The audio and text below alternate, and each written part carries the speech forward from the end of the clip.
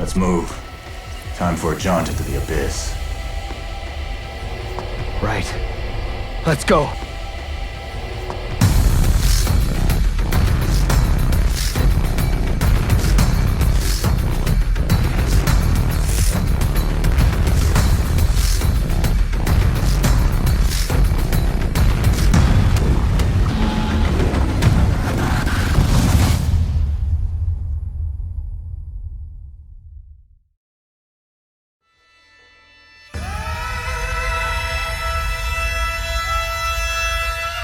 This game is weird.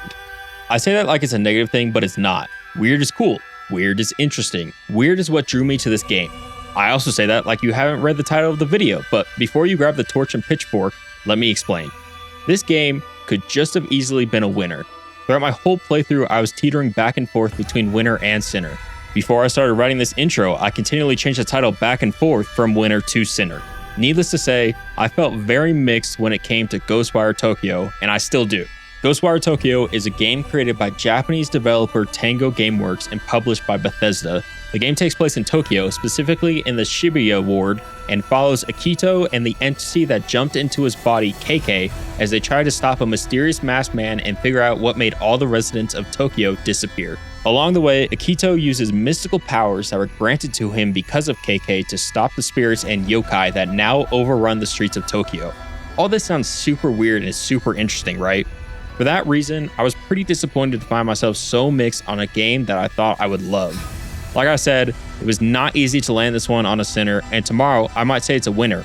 For today though, I'm going to try and explain why Ghostwire Tokyo is a sinner.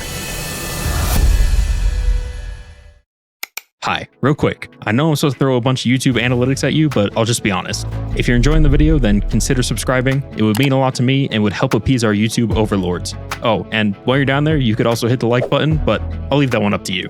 All right, back to the video.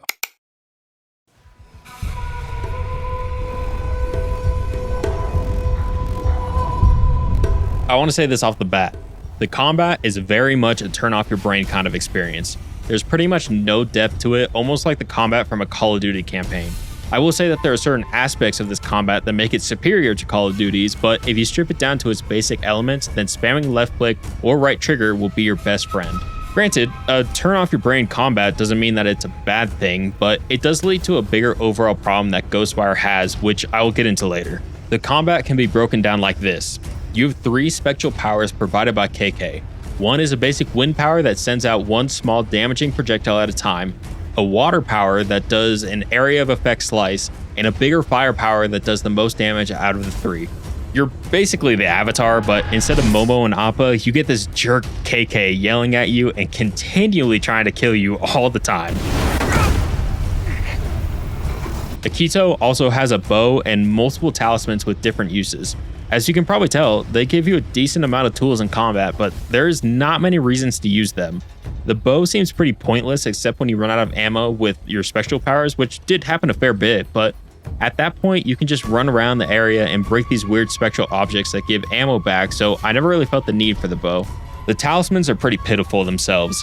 After about 14 hours in this game, I probably couldn't even tell you what they all did because I tried them once, saw they were pointless, and never touched them again. I know one of them was like an electric trap, another was a stealth thing that made temporary cover for you, and I think there was one other for stealth and another for combat. Here's the biggest reason why this combat has no depth. I could use the basic wind power on the most basic enemy and on the final boss. I never felt like a specific tool in my belt was needed for a specific enemy. The only reason I ever switched from the basic wind power was because it ran out of ammo, just like I would do in a Call of Duty campaign when my main weapon runs out of ammunition. While I was playing through the game, I thought of a couple different things that could add more depth to the combat. For the spectral powers, adding specific enemies that could only be defeated with specific spectral powers would be a nice way to make the player think about what they were using and make them have to swap between them in the heat of the moment. Obviously, you wouldn't want every enemy to have this requirement because it could get tedious, but a few here and there could be cool. For the bow, I think making it so the only way that you can get ammo back is from using the bow, kind of like how the chainsaw works in Doom. This would get rid of the need for the clunky and claustrophobic spectral objects that are placed everywhere in arenas and would give a greater purpose to the bow. It would also help the pacing of fights because whenever I had to run off and break an object for ammo, I always felt like the flow of the fight breaks at the same time. For the talismans, get rid of the stealth ones because they really felt unneeded and we could use them for more combat oriented stuff. Maybe some talismans that actually do damage instead of trapping enemies in place, because there are some scripted moments when you lose KK, so you lose your special powers, and having the bow plus damaging talismans would be good. Or having some talismans that could augment your abilities because a certain enemy requires it. I'm just spitballing here, but I just thought some of these things could mix up combat a little bit more. In an open world action adventure game, combat is one of the main things that developers have to nail, and Ghostwire's combat feels like a good foundation, but not the end of it. However, combat is not the only important thing in an open world like this.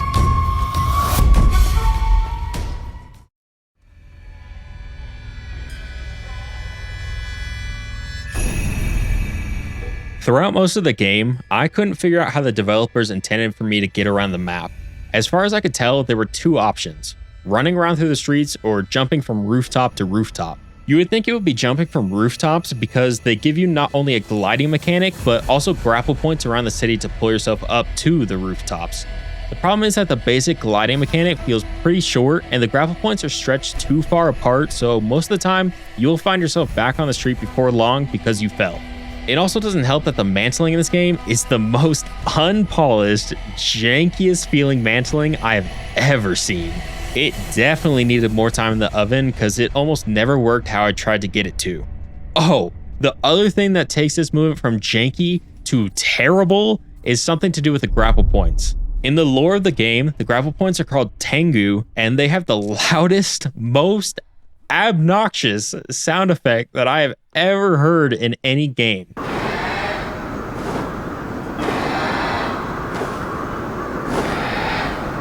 Apparently they added a volume slider for these guys in the latest patch, but to even leave this in the first place is dumbfounding to me. I'll be trying to think of the next thing I'm going to do, but can't because all I can hear is these fuck in my ear. I think what makes this even more frustrating is the fact that the movement actually gets 10 times better once you progress through the upgrade tree. Granted, you only get there in the back half of the game and only if you do side missions to get the material needed to unlock the upgrades, but they actually figured it out. A line of upgrades allows you to increase the glide time, and another upgrade allows you to summon the Tengu on command instead of looking for one to grapple to.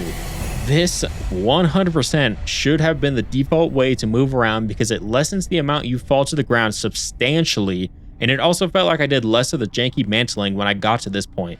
It also gets rid of the obnoxious Tengu all over the map because they would only be there when I summon one.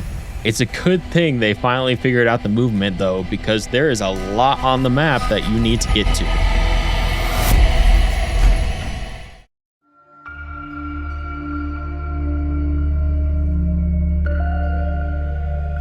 Coming from a game like Elden Ring, this game was pretty overwhelming. That might be a crazy statement to some, but I can explain. Look at Elden Ring's map. Sure, it's large, but the reason this map is overwhelming is because there's no waypoint to every objective, so you have no idea where to go. Other than that, this map is nice and clean. Now look at Ghostwire Tokyo's map. If this doesn't give you anxiety, then I envy you. You have all the usual suspects on this map. Radio towers, Torii gates that cover up the map until you cleanse them, multiple different kinds of shops, upgrade materials in the form of yokai roaming around, and, of course, collectible objects that can be traded in at shops for XP. That's not even the worst of it though. There are thousands, and I mean thousands, of spirits floating around Tokyo for you to collect and bring to phone booths to transfer to the spirit world for XP and money. This, combined with the special objects that give ammo, adds up to an extremely overcrowded and claustrophobic city. Like I said before, getting rid of the special objects would help this overcrowded feeling, but toning down some of the collectible spirits would also help. Along with being a claustrophobic city, most all of these objectives add up to just a big old collectathon. Go here and hold right click until you collect item. Maybe they mix it up by making you do a drawing puzzle or making you chase a yokai for 10 seconds until it inexplicably runs into a wall like an idiot. Because of the nature of collectathons, it only adds to the bigger problem that Ghostwire Tokyo is suffering from.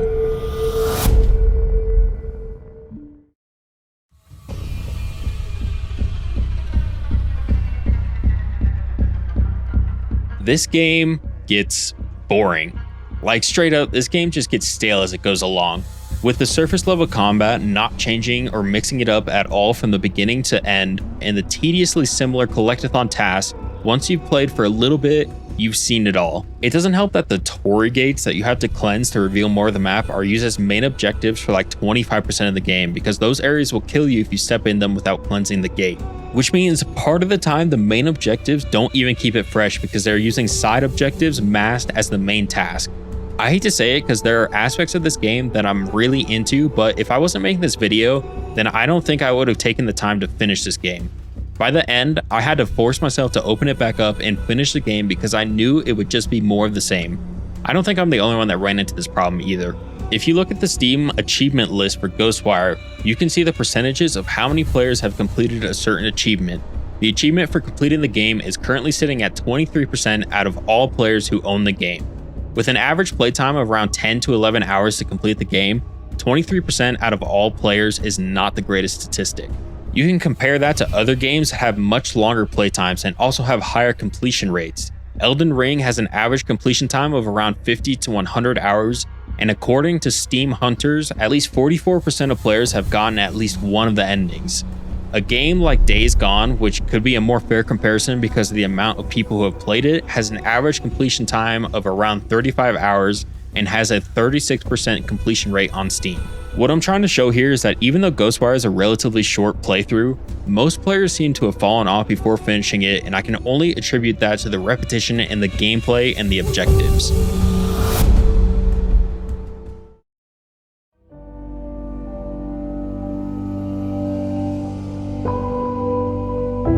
I feel like I've said all I need to say about the negative parts of this game, but I guess I should mention the story just a little bit. I feel pretty indifferent when it comes to the story. It has a lot of the classic tropes of storytelling. A loved one that you're trying to save from the bad guy, a villain whose motivation is to bring his family back to life, an unlikely duo coming together to stop the bad guy, and a side character who you're not sure if you can trust. For the most part, I would say it's fine, if a little forgettable. I liked KK and Akito for a lot of the time, and it had some cool set pieces and a lot of cool Japanese lore to back it up. The ending had a nice bittersweet tone, but for the most part, I don't think it's a story that will hold on to me for much longer after I finish this video.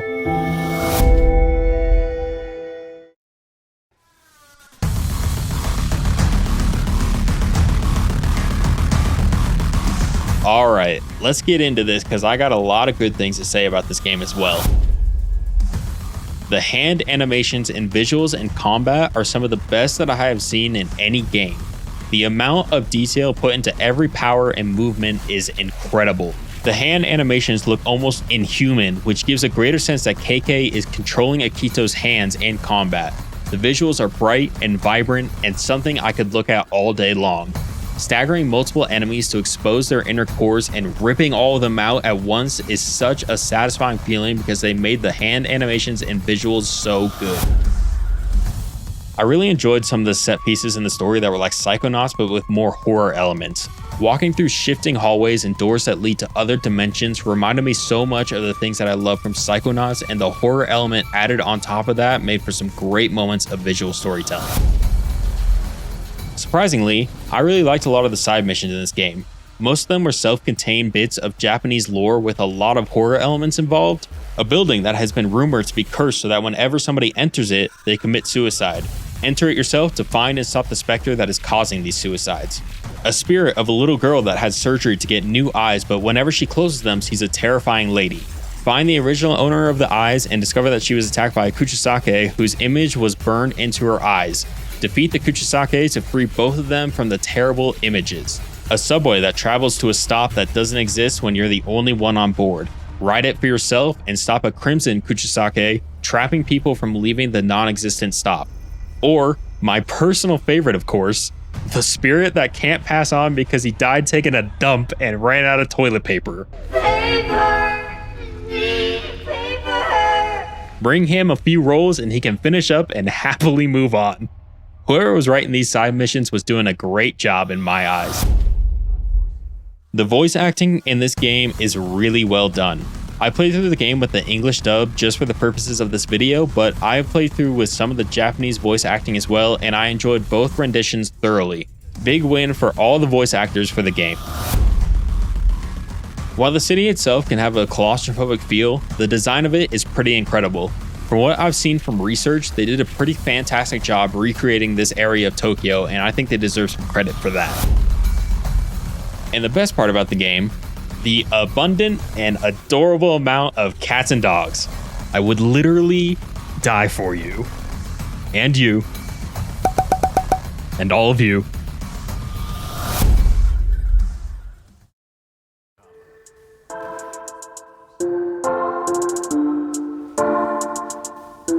So that was a lot of wins for Ghostwire. However, I'm still sticking with the center verdict.